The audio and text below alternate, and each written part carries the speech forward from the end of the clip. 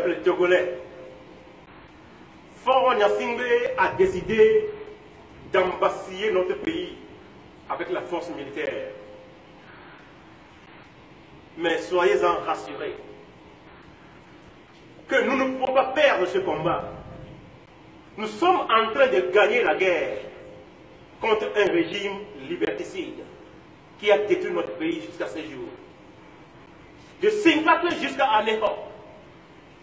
Ayez courage, citoyens togolais, aussi bien du territoire national que de la diaspora.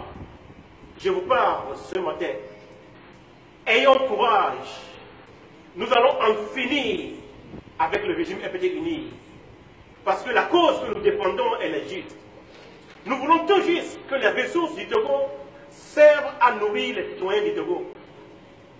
Et que le peuple vive dans la liberté et dans la justice.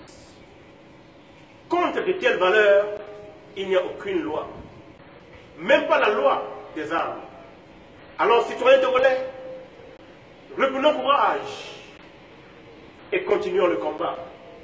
Bientôt, le régime FPT uni appartiendra à l'histoire du Togo.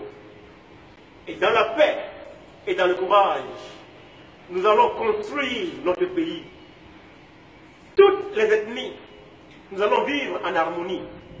Pour nous, les ethnies du Togo ne sont pas un frein au développement du Togo, mais elles sont toutes des richesses.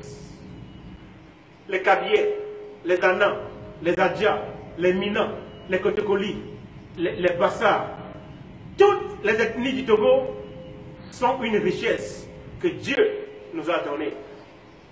Et le peuple togolais sait s'aimer. Alors, que tous les citoyens reprennent le courage pour reprendre les manifestations.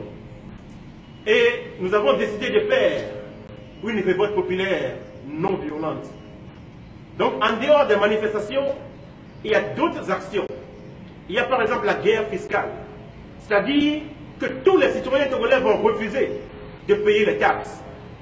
Que ce soit au marché ou un peu partout ailleurs. Il y aura des jours Togo morts.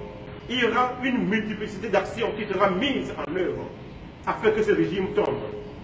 Citoyens togolais, que chacun fasse ce qu'il a à faire. Et avec la somme de tout ce que nous faisons, le régime FPT uni ne peut que tomber. La patrie ou la mort, nous vaincrons.